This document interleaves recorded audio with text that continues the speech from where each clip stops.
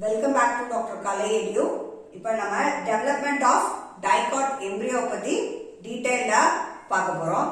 So first என்ன அப்படினா capsula bursara example. So இதுல தான் நம்ம வந்து இந்த plantல எப்படி இருக்குதா stages பார்க்க போறோம். Dicot embryo. So embryo first it develops in the micropylar end of the embryo sac.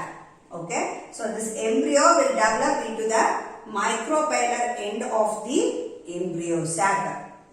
First is the zygote, which is going to get into transverse division. Transverse division na upper cell or lower cell or vacuole form aayirum.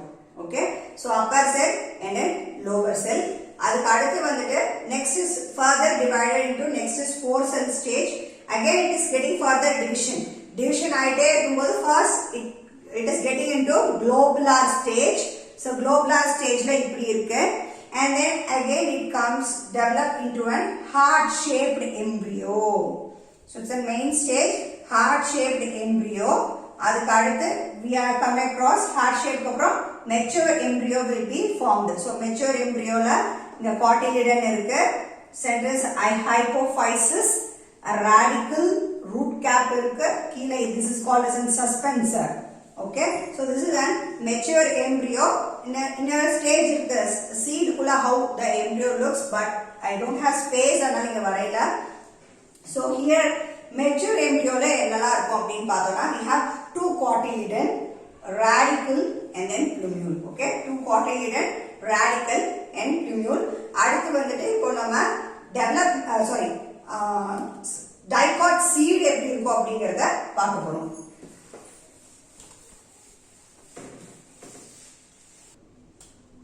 So dicot seed, so dicot seed ke example vandute sizer. Ipa monocot seed ke example oryza. So நம்ம இப்போ dicot seed, monocot seed பத்தி continue பண்ண போறோம். So what is a seed? So seed அப்படினு சொல்லும்போது என்ன அப்படினா a fertilized ovule is called seed. Okay, a fertilized ovule is called seed.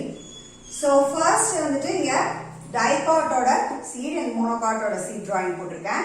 So dicot பொறுத்த வரைக்கும் they have two cotyledons. Here one radicle and this is radicle and this is plumule, cotyledon, and it is an outer covering called as testa. So monocot adhe madha I will explain it. So funiculus. So what is this funiculus? Dicot seed la vandute enna appadina first is the funiculus. So the mature seeds will be attached with the funiculus. So the mature seed enna panniterkom, they attach to the funiculus. So slowly the funicle gets disappear and it leaves a scar. Okay, it leaves a scar, that is a mark. So the scar which is called as a helium. So the scar is called as a helium. So in the near to that helium this micropyle is present. Okay, so this micropyle, what will happen? A small pore is present in this micropyle. So what is the function? Why it should have small pore? Appadina it supports germination. For germination they required oxygen and water for germination, and through this small pore from this micropyle it's going to support for oxygen and water. It gives water for germination. So next is the seed coat. So in the seed coat, from where it do develop is from integuments. It is developed from the integuments. The seed coat is of two layers, and an outer layer is called as a testa. So this outer layer is thick. Outer it should be very thick. So inner layer is called as a tegment. Inner layer is called as a tegment, and which is thin. When compared to testa, it is thin. So here we are going to see about two examples. First is pea plant. Pea plant la enna appdi pathona, both the testa and tegment is going to get attached.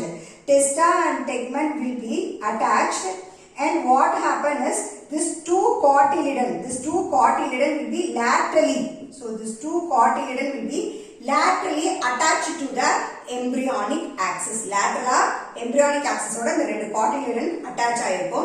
So that what happen? The stored food materials will be collected over here.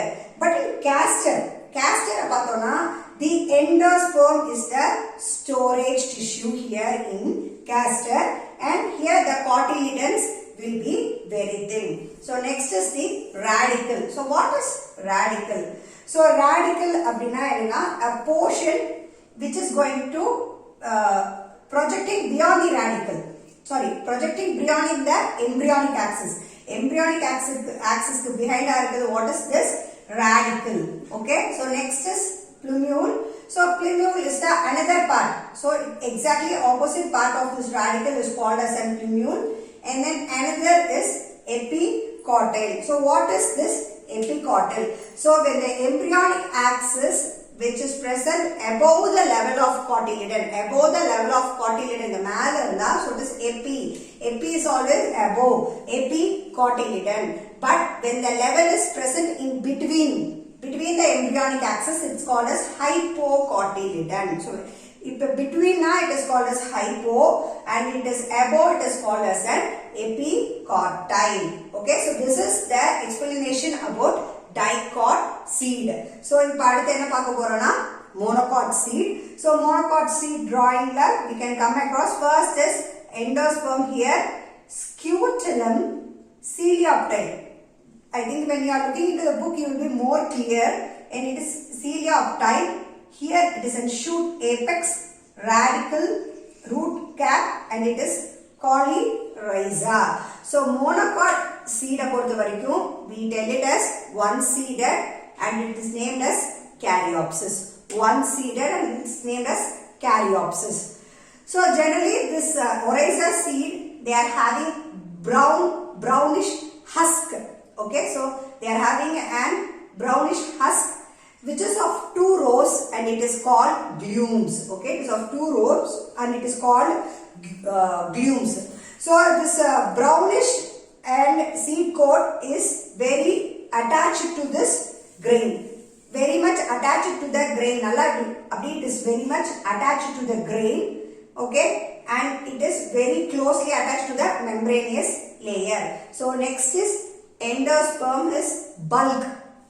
Okay, so majority of the portion is occupied by the endosperm in the monocot seed. So hence endosperm is bulk here. So what is this epithelium? So endosperm is bulk. So embryo should be protected. So this embryo and then endosperm is separated by a layer which is called as epithelium. Okay. So next is scutellum. It is a shield shaped cotyledon. So the scutellum is shield shaped cotyledon. Okay. So next is the root cap. So here is the scutellum. You can see here is the scutellum, and next is the root cap. So what is this root cap? So root cap in Pakumbode, it is going to protect the radicle and plumule. So this radicle and the plumule is going to get protected by this root cap. But the plumule, so this plumule is covered by a layer is called as an coleoptile. Okay, so that layer is a protective sheath. Okay, it's a protective sheath which is called as an coleoptile. And again one more thing is coleorrhiza. So this coleorrhiza is a protective sheath which is going to protect the root cap. So here the coleoptile is present, which is going to be protective sheath for this plumule. So here the radicle in the root apex is present, and below this root cap is the coleorrhiza, so which is going to protect this root cap. Okay, so next in this monocot seed is the scutellum function. So how here the food is supplied? So the scutellum is the one which is going to absorb the nutrients from the endosperm through this epithelium, and then it is going to give food for the growing embryo. So this is the explanation about the dicot seed and monocot seed. So if you have any doubts, you can comment me in the comment section. I will clear your doubts. Next video we come across apomixis, polyembryony and parthenocarpy. Thank you.